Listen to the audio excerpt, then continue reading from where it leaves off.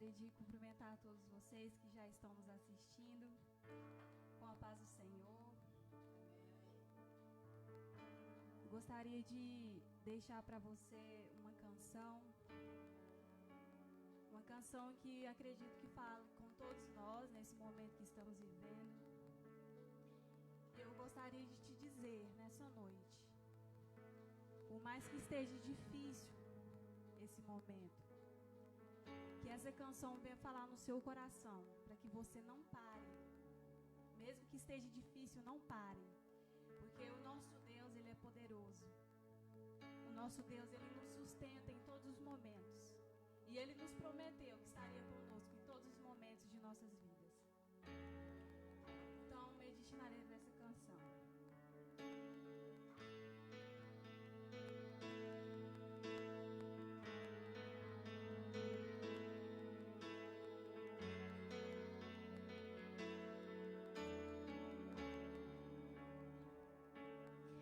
Amanheceu, nada pesquei,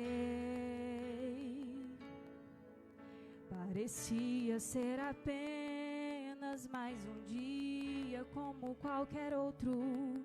Estava cansado, sem forças, desanimado, decidida a largar tudo e parar. Deus conhece tua estrutura, sabe o que está fazendo. Mesmo que seja difícil, não pare, Ele está vendo. Colheu todas tuas lágrimas e mandou te falar. Pegue o que Ele te entregou e volte para o mar, que é o teu lugar. Quem mandou largar a rede?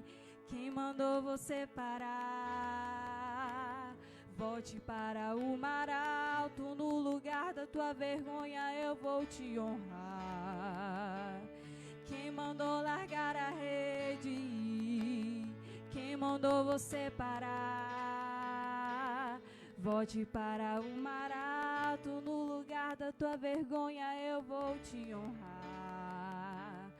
Filho, eu vou te honrar.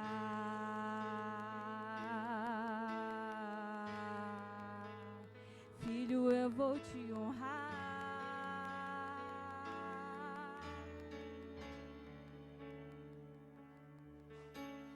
Deus conhece tua estrutura, sabe o que está fazendo. Mesmo que seja difícil, não pare, Ele está vendo. Colheu todas tuas lágrimas e mandou te falar. Pegue o que Ele te entregou e volte para o mar, que é o teu lugar. Quem mandou largar a rede? Quem mandou você parar? Volte para o mar alto, no lugar da tua vergonha eu vou te honrar. Quem mandou largar a rede? Quem mandou você parar? Volte para o mar alto, no lugar da tua vergonha eu vou te honrar. Não é hora de parar, Deus completou teu caminhar. Eu sei que é difícil prosseguir quando tudo lhe faltar. Esse cenário vai mudar, a tua hora chegará. Há tempo pra tudo. Quem mandou largar a rede? Quem mandou você parar? Volte para o mar alto, no lugar da tua vergonha eu vou te honrar. Quem mandou largar a rede? Quem mandou você parar? Volte para o mar alto, no lugar da tua vergonha eu vou te honrar. Filho, eu vou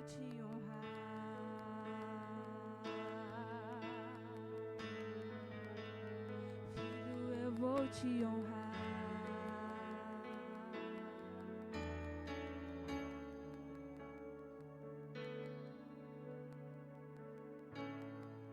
Aleluia. Louvado seja o nome do Senhor. Vamos continuar adorando ao Senhor, você aí onde você está, que você possa oferecer o seu verdadeiro louvor para o Senhor Jesus, porque Ele está nos contemplando, Ele está conosco. Jesus, o Filho de Deus, aquele que entregou a sua vida por nós. Vamos continuar adorando ao Senhor.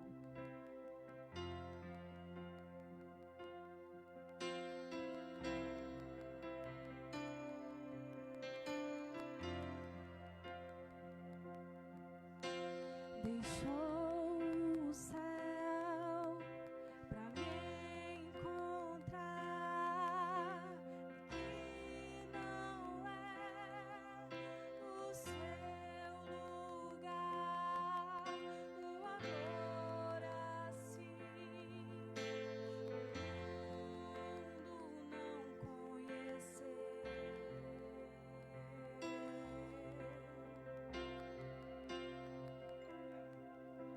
Naquela cruz se entregou, o teu perdão me alcançou. Um amor assim o mundo não conhecer.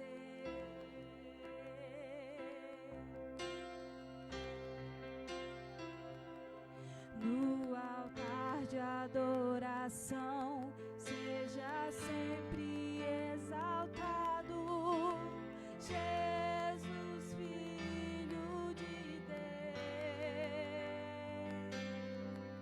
Deixou a sua glória, morreu em meu lugar. Jesus, Filho de Deus. Tu és Jesus, Filho de Deus.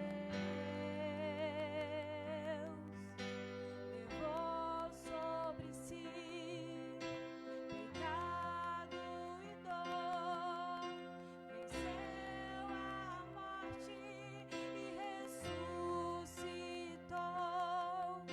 Um amor assim o mundo não conhecer.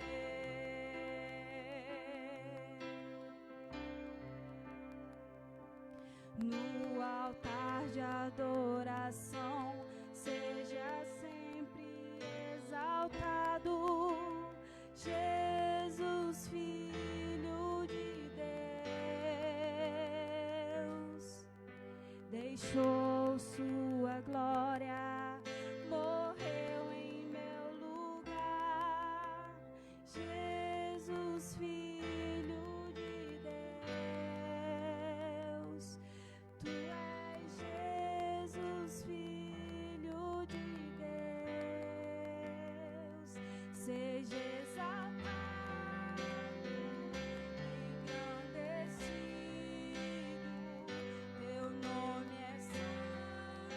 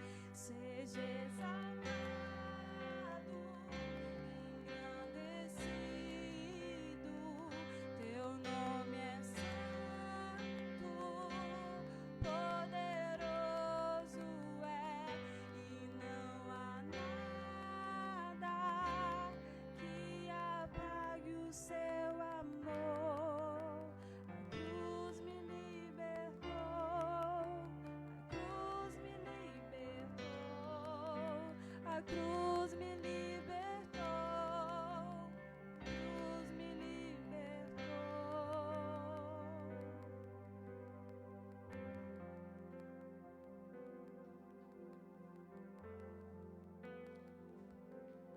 Glória a Deus, graças a Deus. Eu quero cumprimentar todos os irmãos com a poderosa paz do Senhor. Dizer que é uma alegria nós poder estarmos juntos mais uma vez aqui. E aqui de casa nós estamos fazendo essa live, compartilhando a palavra do Senhor com os irmãos, adorando a Deus juntamente com os irmãos. Esse momento de quarentena que nós estamos impedidos de estarmos no templo, mas eu aqui, você aí, nós estamos adorando a Deus no mesmo propósito, né?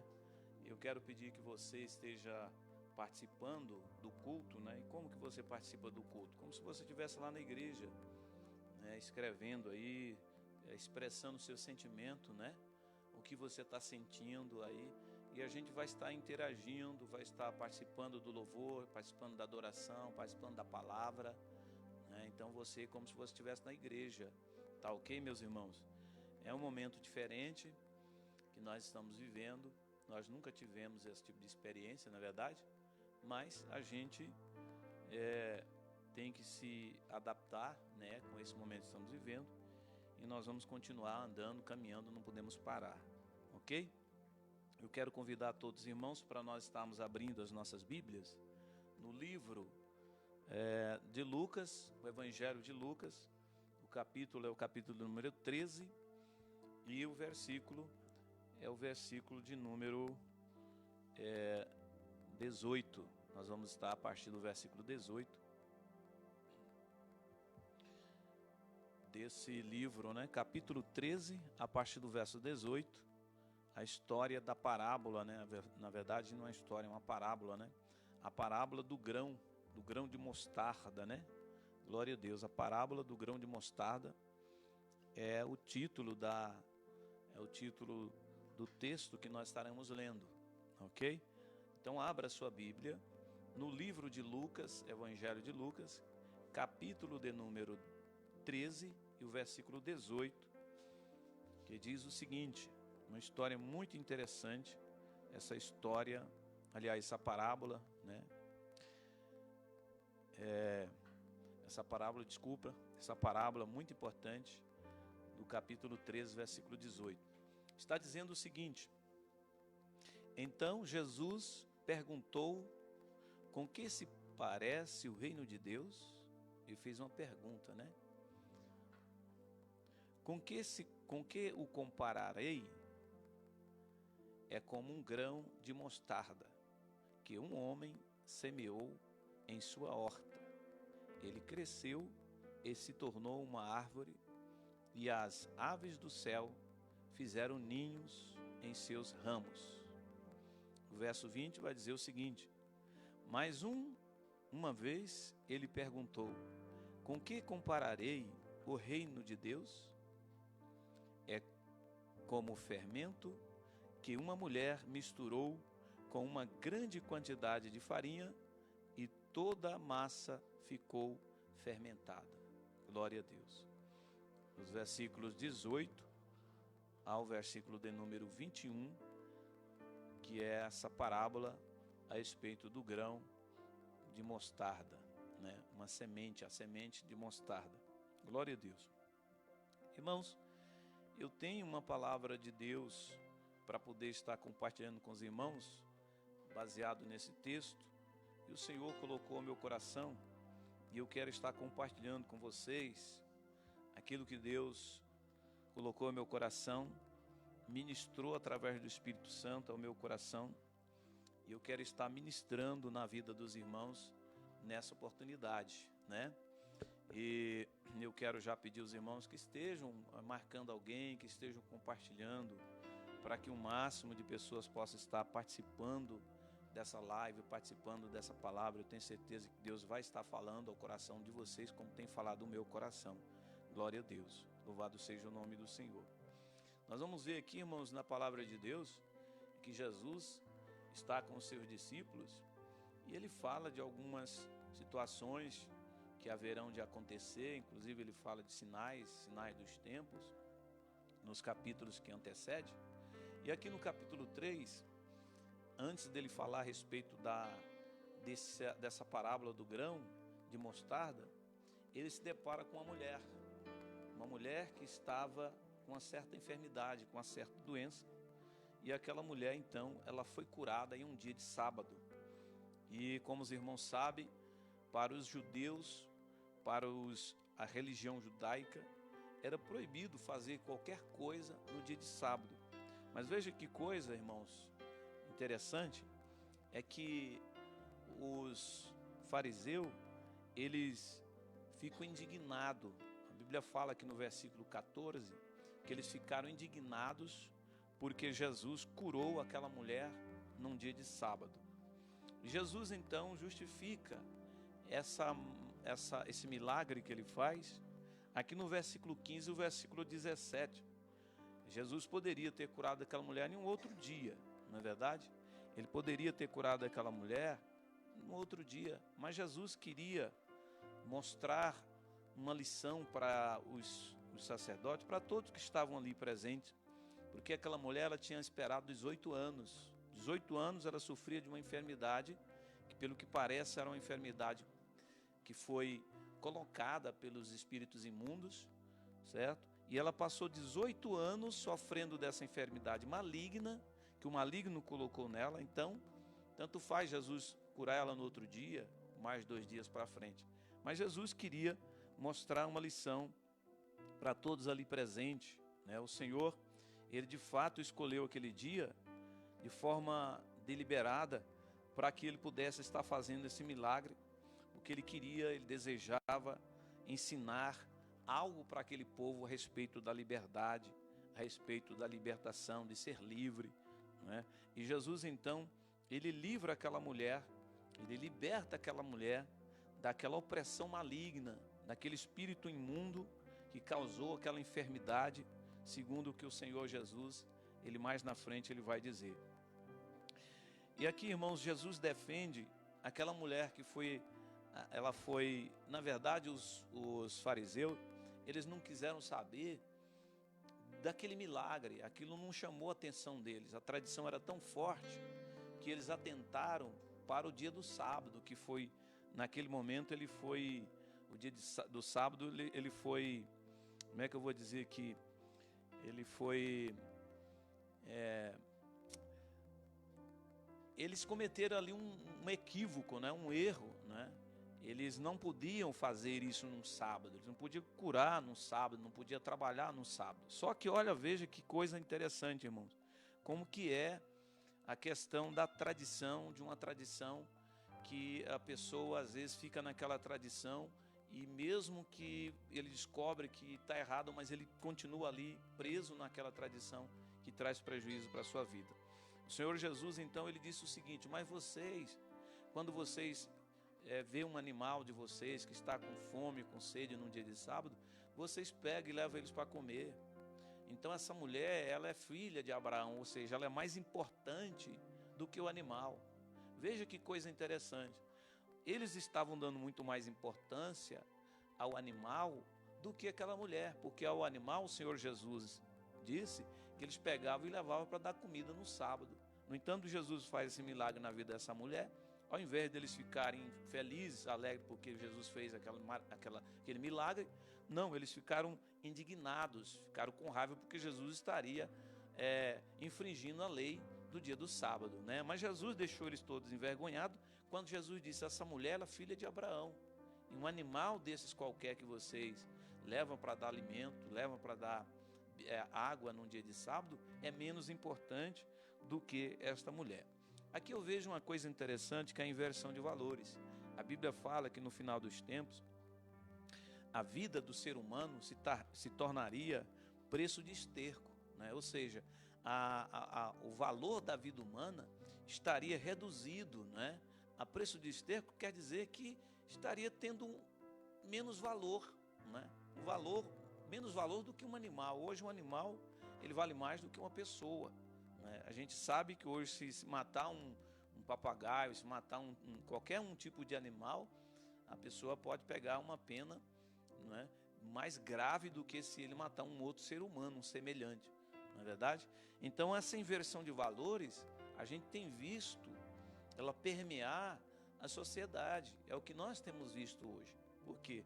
Porque o farisaísmo, essa tradição farisaica, né, ela realmente prejudica. Jesus fala muito a respeito do fermento dos fariseus, porque eles viviam uma vida que não condizia com aquilo que eles falavam, que eles pregavam, né? Então essa mulher, ela foi curada no dia de sábado, e aqueles sacerdotes, eles então ficaram indignados por causa disso. Outra coisa interessante que depois disso aí, depois desse grande milagre que o Senhor fez, então ele pega e conta uma parábola, e essa parábola eu acho muito interessante, porque a parábola do grão de mostarda, ela tem muitos ensinamentos para nós nos dias de hoje, né? Tem muitos ensinamentos para nós nos dias de hoje. Mas veja, irmãos, antes de eu entrar aqui na parábola mesmo, interessante é que o diabo, ele tenta escravizar as pessoas. Satanás, ele tenta escravizar as pessoas. Aquela mulher é o retrato de muitas vidas que estão escravizadas, que estão oprimidas pelo poder de Satanás. É claro, irmãos, Paulo, ele fala de uma enfermidade que ele tinha, e ele até diz que ali era um espinho na carne que Satanás tinha colocado nele para esbofeteá-lo. A gente não sabe que doença era essa, mas uma coisa é certa, o diabo pode até nos oprimir. Isso ele pode fazer, oprimir o crente, né? A gente vê isso aqui, por exemplo, na vida do apóstolo Paulo, é como se fosse uma opressão isso aqui. Mas o diabo, ele não tem poder de possuir. O crente não pode ficar possuído, né, por Satanás ou por algum espírito maligno. Não há possibilidade de um crente, de um servo de Deus, tá, fiel ao Senhor, que tem sua vida diante do Senhor, tá, que vive uma vida piedosa, ficar possesso. Não tem como. Você pode até ser oprimido, porque o diabo, ele pode oprimir. Às vezes até lança uma seta, uma enfermidade. Aquela mulher, até ela ser curada, foi 18 anos, até alguém descobrir e detectar que aquela enfermidade tinha um cunho espiritual. Isso não quer dizer que toda doença é Satanás, porque às vezes tudo a gente coloca culpa no Satanás, coloca na conta dele, nem tudo ele é culpado. Existem enfermidades e doenças que são da própria vida, da velhice, a forma que você vive, a forma que você come, a forma que você se senta, anda, tudo, não é? Pode desencadear em um tipo de enfermidade. Nem toda enfermidade, ela é opressão maligna, ela é seta de Satanás sobre as nossas vidas. Tem gente que acha que todo tipo de enfermidade é o diabo que coloca.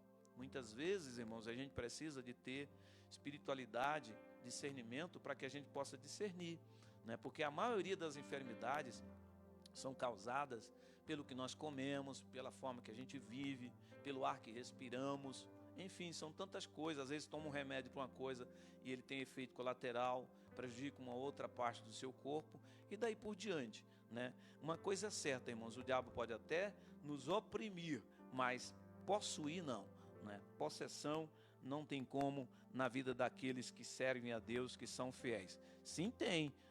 O diabo pode até possuir o corpo de uma pessoa, a mente de uma pessoa que não está de acordo com o que a palavra de Deus diz. Por exemplo, Saul, ele fugiu de uma obediência a Deus, não é? Pela forma que Saul vivia, o Senhor então permitiu que um espírito maligno atormentasse a vida de Saul. De vez em quando a gente percebe que ele ficava possuído por esse espírito maligno. O servo de Deus não pode ser possuído por um espírito maligno, a não ser que ele não esteja em conformidade com a obediência com a palavra do Senhor. Então, entrando na parábola propriamente dito, nós vamos encontrar aqui, irmãos, algo interessante. Quando a gente lê essa parábola, a gente logo tem uma interpretação que na hora que eu li essa parábola, eu já tive essa interpretação de que o Senhor estaria falando aqui a respeito do crescimento do reino, de Deus, né? Desse crescimento do reino de Deus. Quando ele fala da semente, do grão de mostarda, e também ele fala também aqui do fermento, né? Que o fermento a gente não vê, mas quando ele é colocado no bolo, ele fala de uma mulher que colocou no bolo o fermento, e aquele bolo, então, a massa ela ficou toda inchada, ou seja, ela todinha foi contaminada.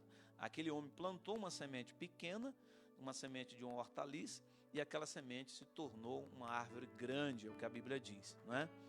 Claro, o Senhor estava falando ali para uma turma de fariseu, né? E o Senhor tinha ali com certeza uma mensagem para mostrar para aquela gente que o reino de Deus começaria com uma semente pequena, não é? E que foi plantada, um homem plantou comparado com aquela semente, mas que o reino de Deus estaria crescendo e o diabo não teria poder sobre o reino de Deus. Nós vamos ver que no decorrer da história muitas coisas aconteceram, muitas dificuldades a obra de Deus enfrentou, muitas perseguições, pessoas foram mortas, foram martirizadas, mas o reino de Deus sempre foi vencedor, a palavra de Deus sempre foi vencedora, o evangelho sempre foi vencedor e chegou até nós. Então, as perseguições elas poderão vir, mas jamais as perseguições elas vão conseguir barrar a obra de Deus. A obra de Deus é dele, é Deus. Deus é soberano.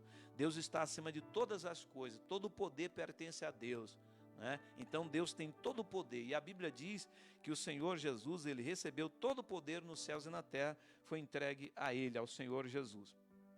Glória a Deus. Então eu quero aqui, irmãos, falar na visão do doutor Wendel, esse comentário bíblico aqui, ó, do Novo e do Antigo Testamento. Warren Wendell Westby é um teólogo americano, escritor, e ele fez aqui essa obra tão linda, tão maravilhosa, comentário expositivo de Gênesis, Apocalipse, versículo por versículo. Ele dá uma versão aqui a interpretação a respeito dessa parábola, que eu achei muito interessante, porque ela vai contra aquilo que nós estamos sempre acostumados de ouvir a respeito dessa parábola, que a interpretação que a gente vê é que aqui fala que a semente de mostarda ela seria a menor das sementes, né?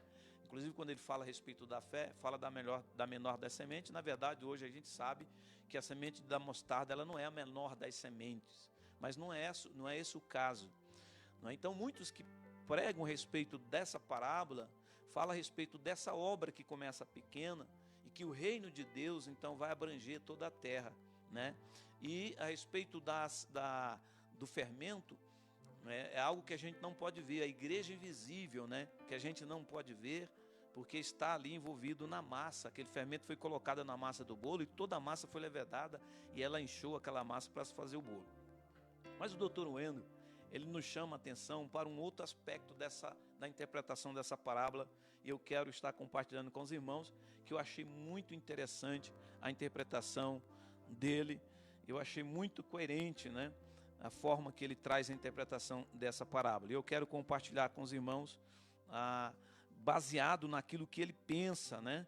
E, na verdade, não sou eu, é ele, e a forma que ele pensa eu achei muito interessante, e achei muito coerente a forma que ele pensa a respeito dessa parábola aqui.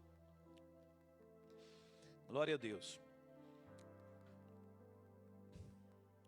Bom, deixa eu voltar aqui, abrir aqui as minhas anotações aqui, né?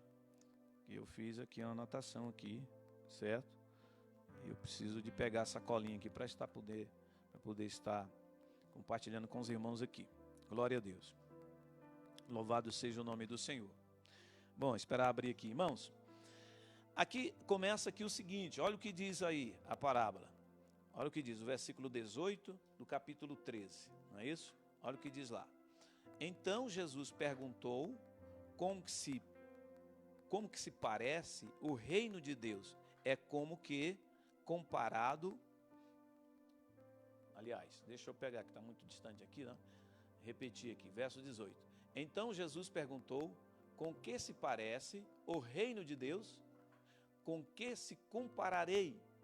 ou com que o compararei? É como um grão de mostarda que o homem semeou em sua horta, e ele cresceu e se tornou uma grande árvore. E as aves do céu fizeram ninhos em seus ramos. Glória a Deus. Primeiro, irmão, que segundo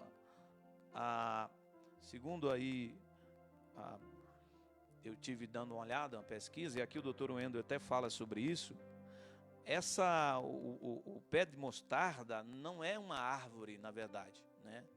Como a semente aqui não é a menor semente, né? A semente de mostarda não é uma árvore, na verdade é um arbusto, né? Segundo ele diz que é um arbusto muito grande que chega a dar 4 metros de altura, e ele se torna grande, é uma hortaliça, né? Considerado como hortaliça, se torna grande. Glória a Deus. Então o que acontece? Essa árvore, que não é de fato uma árvore, né? Como está dizendo aí que é uma árvore, ela daria sombra para as pessoas que chegassem a ela num sol causticante, né?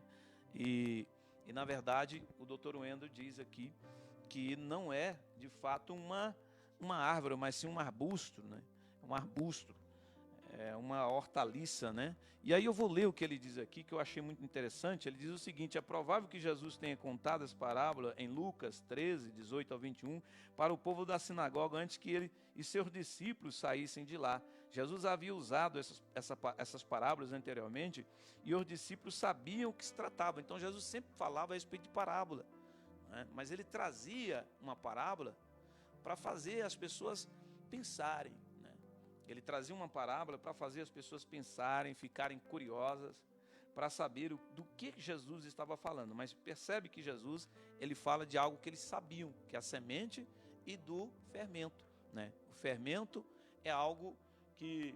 Eu vou pedir aqui para a pastora. Pastora, baixa para mim aqui. Entra aqui no meu coisa aqui. Baixa para mim aqui o negócio que eu mandei aqui da palavra aí, que eu tentei baixar e fechou. Então o que acontece? Preciso da minha colinha aqui, né, irmãos, para que eu possa passar aquilo que eu anotei ali para os irmãos. Então o que acontece? O Senhor falava em parábolas para que eles pudessem entender, para que eles pudessem ter curiosidade para saber do que o Senhor estava falando, né? É sobre a mostarda, né? Saber sobre o que o Senhor estava falando, né? Então ele fala da semente de mostarda, que para eles era uma semente pequena, era menor que eles conheciam, e que quando plantava em uma terra, aquela semente, quando crescia, se tornava uma das maiores hortaliças. Então se tornava algo grande, 4 metros de altura, né? E algo grande mesmo, que dava sombras, né, para as pessoas. Só que o pastor Wendel, eu acho interessante, é que ele diz o seguinte, ele diz aqui, ó: bem, a semente de mostarda, bem como as suas influências interior invisíveis do fermento, no caso, né? Que o fermento ele tem uma influência interior invisível, né? E ele fala da semente e do fermento. A semente para mostrar o crescimento, né? A abrangência, e as árvores e a sombra, onde as pessoas estariam ali se refugiando na sombra, né? Se refugiando na sombra. Olha a interpretação que ele deu a respeito disso aqui, que eu achei muito interessante. Ele diz aqui, ó: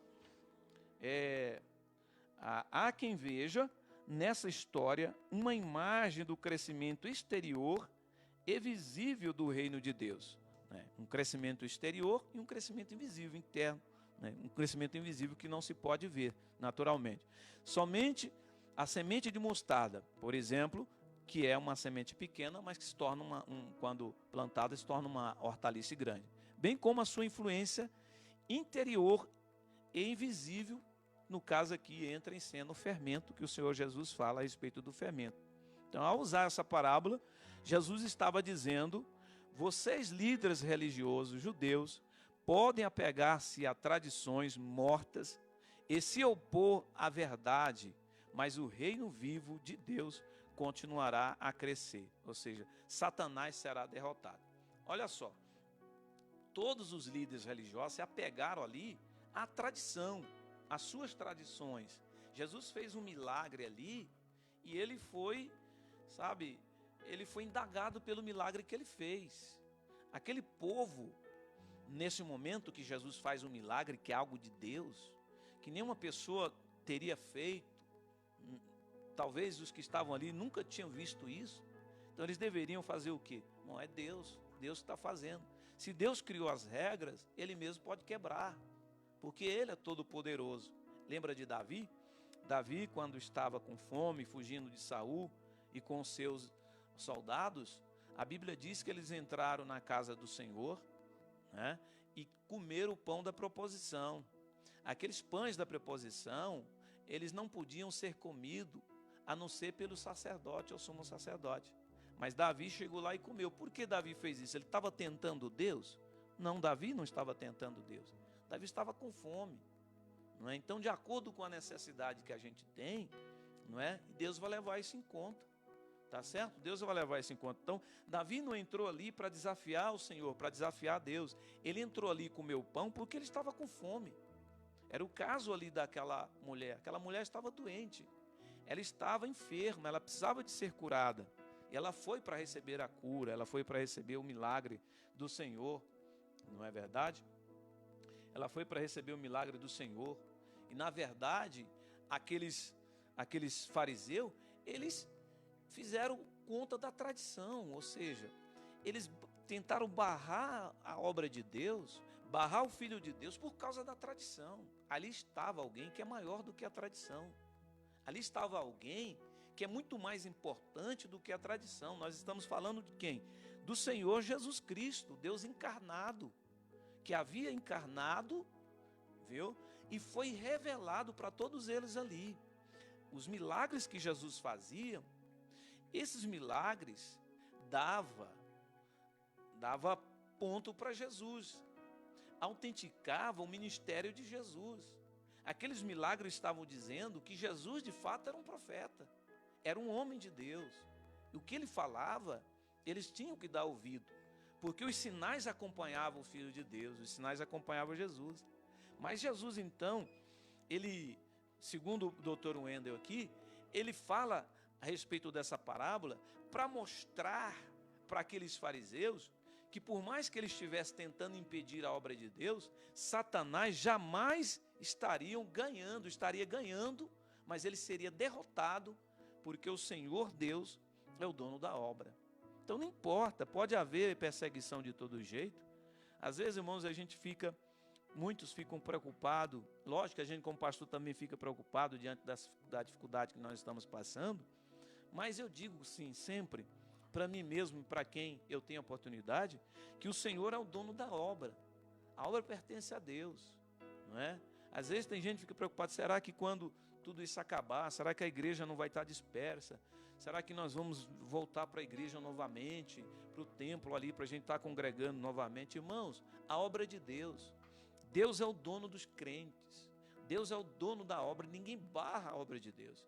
Quando o Senhor fala isso aqui, segundo o pastor Wendel aqui, o teólogo, ele diz que o Senhor está querendo mostrar para aqueles fariseus que nenhuma tradição vai impedir o reino de Deus. A tradição é algo tão terrível que a gente vai perceber, irmãos, que ela começou a corromper depois do ano 300.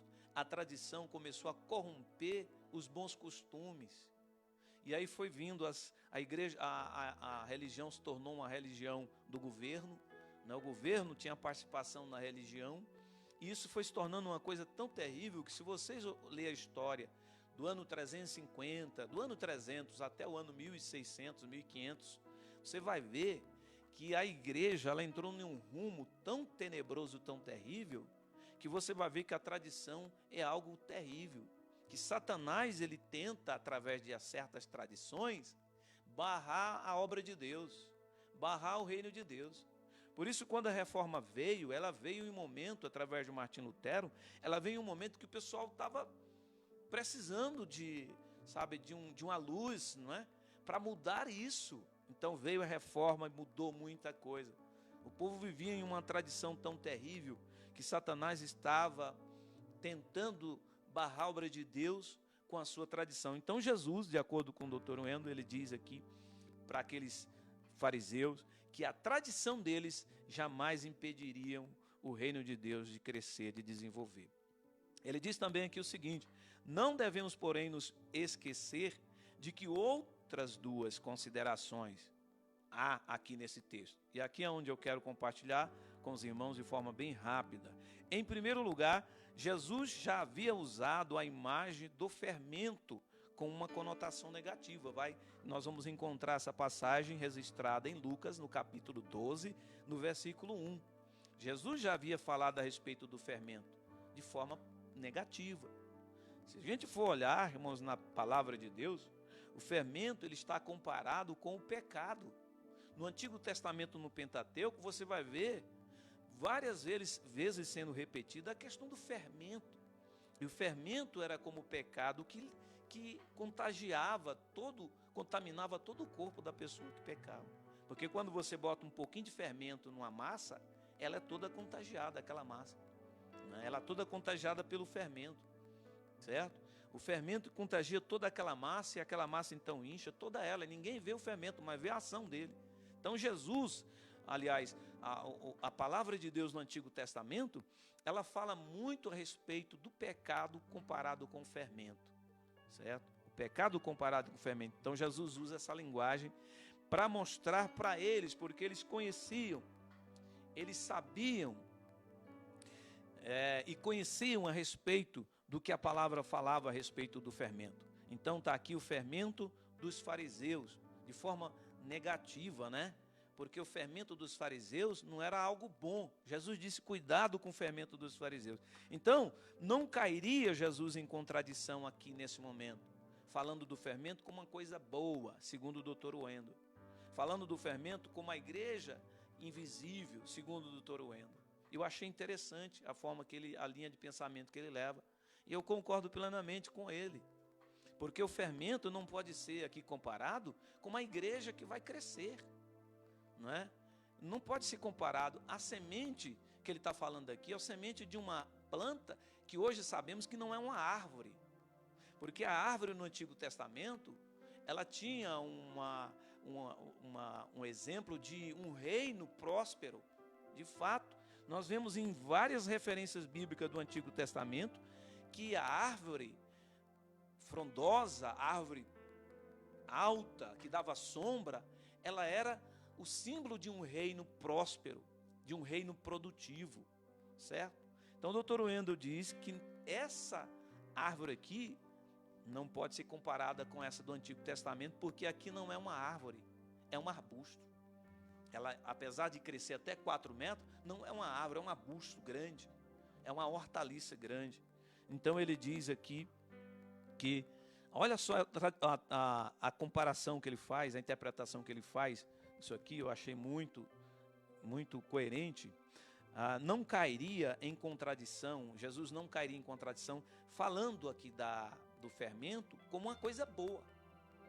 Segundo ele não entraria em contradição dizendo que o fermento aqui seria uma coisa boa. Não é?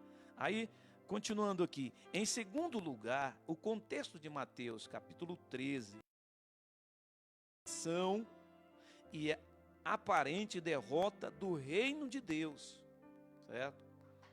Do reino de Deus. Então, essa oposição ao reino de Deus jamais vai conseguir êxito. Não consegue. Desde o início do reino de Deus, quando foi implantado, começou o reino do Senhor, quando Jesus disse que o reino de Deus estava ali no meio deles, desde quando a igreja começou, Satanás tem lutado através de diversas formas, diversas armas, para destruir o crescimento da igreja, para barrar o crescimento da igreja, e a igreja nunca parou de crescer, ela sempre está crescendo. Aí ele diz mais aqui, sugere a oposição, o capítulo 13 de Mateus sugere uma oposição à aparente derrota do reino de Deus, não uma conquista mundial, né? Como se, por exemplo, essa árvore começou com uma semente pequena, que seria o reino de Deus, começou uma obra pequena, poucos crentes ali, e agora toda a terra está cheia do reino de Deus, né, nós conquistamos toda a terra, né? E segundo ele, isso não aconteceu, nós não conquistamos toda a terra, em nenhum momento, sabe, isso aconteceu. Aí ele diz aqui, mas não uma conquista mundial, né, porque não conquistamos mundialmente. Isso vai acontecer, eu acredito que no milênio, né, eu creio que, né, ou na tribulação, não é? Mas isso não aconteceu e a gente, segundo ele, não se pode garantir que é isso que o Senhor está falando aqui, né? Olha o que ele diz aqui, ó. Mas enquanto isso, muitas sementes lançadas não darão fruto. Satanás semeará imitações e a rede pegará peixes de todo tipo. Olha que coisa interessante aqui. Quer dizer, ele está falando que muitas sementes que foram lançadas foram sementes que não é semente correta, a palavra de Deus. São sementes parecidas, falsas.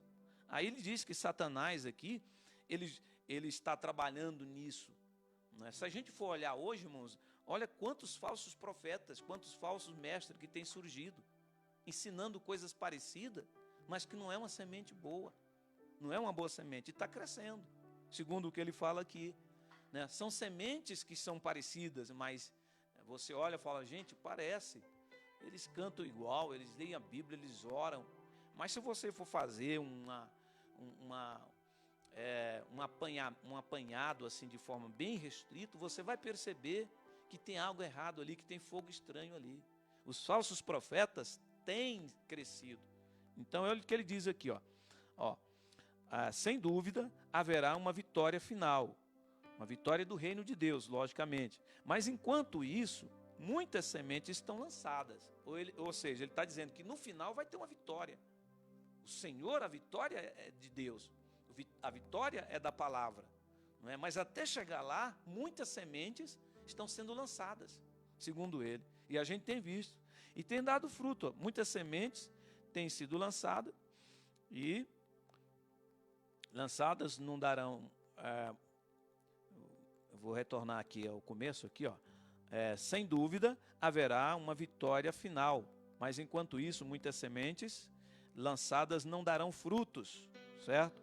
Satanás semeará imitações, certo? Está falando que não darão fruto, porque esses frutos bons, na verdade. Satanás, ele lançará imitações, né? Muitos peixes têm sido pegos, não é? Muitos peixes têm sido pegos, porque as redes estão sendo lançadas, Satanás imitando. Hoje, para você olhar, irmãos, e ver o que é verdadeiro e o que é falso, você tem que ter o discernimento, porque senão não dá para ver. Eu achei interessante esse ponto de vista dele aqui, né? Eu achei interessante. Olha, ele diz aqui, as redes pegará peixe de todo tipo. Não vejo na história da igreja, nem em relatos contemporâneos, qualquer sinal de que o reino de Deus já permeou o mundo todo. Se levarmos em consideração o crescimento populacional, estamos perdendo terreno. Os judeus conheciam, eles reconheceram as imagens usadas por Jesus. O fermento representava o mal. O fermento representava o mal aqui, não é? Ao contrário de muitos pregam dizendo aqui que o fermento é a igreja visível, é o crescimento dela que a gente não vê. E ele disse aqui que o fermento representa o mal. O fermento não foi usado de forma assim, como que eu vou dizer aqui? Como uma coisa boa, não. Ele foi usado de forma pejorativa. Lá em Êxodo, no capítulo 12, versículo 14 e 20, né, vai falar a respeito do fermento, né? E a árvore frondosa aqui relatava um grande reino aqui na terra. Está lá em Ezequiel, como eu havia falado para os irmãos, Ezequiel capítulo 17, versículo 22 e 24, Daniel capítulo 31, versículo 3 e 9, aliás, Daniel capítulo 4, versículo 20 e o versículo 22, e a semente de mostarda produz um arbusto e não uma árvore, né? O reino de Deus seria contaminado pelos falsos mestres. É isso que ele está dizendo. Qual que é a interpretação que ele tem dessa parábola? Que o reino de Deus estaria sendo contaminado com os falsos mestres. Está lá em Gálatas capítulo 5, versículo 1 ao versículo 9. Irmãos, isso aqui é muito interessante porque a gente tem visto tantos falsos mestres ensinando, né? Falsos profetas ensinando, mentindo. Eles pegam um texto bíblico e faz interpretação com pensamentos egoístas, não é? Com segundas intenções, eles fazem ali interpretações, pensando neles. A Bíblia, ela precisa ser interpretada, né, usando as matérias teológicas, hermenêutica. É preciso a gente usar essas matérias para poder interpretar a Bíblia. Nós não podemos interpretar a Bíblia pensando em nós, não é? É tipo assim, a pessoa pega um texto ali e fala, eu vou tirar proveito desse texto. É o que está acontecendo hoje com o coronavírus, com o Covid-19. Muitos políticos estão tirando proveito disso, fazendo se tornar um terror, certo? Então, é o que muitos mestres falsos têm feito. Pega um texto isolado e faz uma aplicação daquele texto para tirar proveito das nossas vidas, para tirar proveito de você. E o Dr. Wendel está dizendo que esse texto, ele tem essa interpretação. Satanás, ele lança a sua semente, porque essa semente pequena que começou, que se tornou uma árvore frondosa, que não é uma árvore, é um arbusto. Satanás lançando as suas sementes, as suas falsas sementes no meio da verdadeira. E tem muitas vezes desenvolvido, crescido, não é? Quantos falsos profetas, irmãos, que estão fazendo milagre em nome de Deus. Dá uma olhada aí. E o que é isso? O que isso tem a ver com o que a palavra de Deus diz? E conosco, a igreja do Senhor que vai morar no céu. São sinais para a gente ficar atento. São sinais da vinda do Senhor Jesus Cristo. Viu? Se nós formos olhar de forma bem minuciosa na palavra de Deus, nós vamos ver que os sinais estão ocorrendo, estão acontecendo. E a vinda do Senhor Jesus está muito mais próxima do que possamos imaginar, não é? Essas sementes têm crescido, têm sido lançadas, os falsos profetas, os falsos mestres, viu? Que só pensam neles mesmos, eles estão por aí ensinando, fazendo as pessoas pecarem. Tem movimento para todo gosto, e eles tiram textos isolados da palavra, misturas, um verdadeiro sincretismo religioso, porque eles querem falar o que as pessoas querem ouvir, eles não querem falar o que está escrito, não querem ser honestos. Sabe por quê? Porque querem ter proveito. Eles estão sendo mensageiros de Satanás. Satanás tem usado essas pessoas. Com todo respeito, meu irmão, eu quero te falar com todo respeito às religiões, viu? Mas Satanás tem usado os falsos mestres para poder contaminar como um fermento a obra de Deus. É um fermento. Fermento não é coisa boa. Fermento fala de pecado, é o fermento dos fariseus, né? Um ensinamento errado, viu? O ensinamento errado dos fariseus, que pensam em si mesmo, tá? Então eu achei muito interessante e queria compartilhar com os irmãos, e é o que nós estamos vivendo. A igreja do tempo presente, a igreja, eu não estou falando as igrejas, mas a igreja do tempo presente está vivendo tudo isso, mas tudo isso são cumprimento da palavra de Deus. Então vamos nos despertar, vamos realmente nos colocar na posição de verdadeiros servos de Deus, para que nós possamos, irmãos, ser encontrados esperando a vinda do Senhor, vigilantes sempre, né? Pedindo ao Espírito de discernimento ao Senhor, para que a gente possa discernir, sabe? Ouça o seu pastor, ouça o seu líder, viu? A igreja que você pertence, procura ouvir ali aquela igreja, aquela instituição, aquela doutrina que você aprendeu ali, para que você não fique confuso, porque as sementes daninhas estão por aí, os arbustos estão por aí, viu? E muitas vezes levando muitas pessoas ao erro. Deus abençoe a sua vida. Eu espero que o Senhor possa estar interpretando de forma ainda melhor no seu coração essa palavra, viu? E nós ficamos por aqui. Deus te abençoe. Eu vou fazer uma oração, mas antes eu quero agradecer aqui, irmãos. Os irmãos estão vendo atrás de mim aqui as cestas. Nós fizemos uma live aqui ontem, pedimos cestas básicas para que nós possamos doar para as pessoas que estão precisando e vão precisar. E nós fizemos pedindo 50 cestas aqui, né? E alguns irmãos se manifestaram doando, outros depois. E nós estamos com um pouco das cestas que nós já pegamos, outras nós vamos pegar amanhã. E eu quero agradecer os irmãos que nos ajudaram, que doaram essas cestas, né? Irmão João Vitor, irmã Kelly Lidiane, irmã Deusélia, a pastora Lígia, a Joanice, minha irmã, que lá do Pará, a irmã Elisângela, a irmã Rosângela, o evangelista Pablo, o seu pai também, né? O irmão Gomes, a Rebeca deu uma cesta, a Thalita deu uma cesta também, e a minha mãe também vai dar uma cesta. Então, eu quero agradecer a todos vocês que têm contribuído, têm ajudado, viu? Nesse momento é o momento realmente da gente demonstrar essa corrente de solidariedade, porque muitas pessoas estão em dificuldade, tá? Pessoas que trabalhavam nas ruas, pessoas que trabalhavam vendendo, trabalham na feira hippie, tem muitos irmãos que trabalham na feira hippie e hoje está tudo fechado, não pode trabalhar.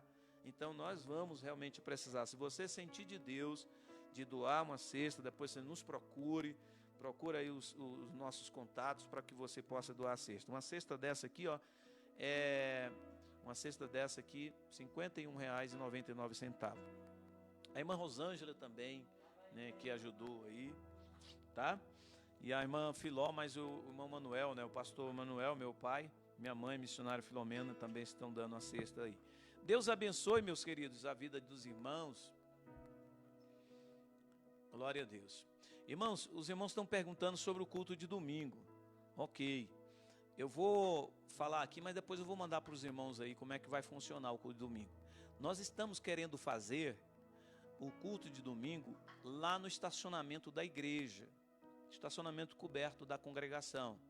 Nós vamos fazer um culto drive-in, né? Como é que é? É que os irmãos vão de carro, porque foi liberado o culto de domingo. Isso nós vamos ter culto de manhã, a escola bíblica, dentro da igreja. Nós podemos ter lá 30% dos membros, não é?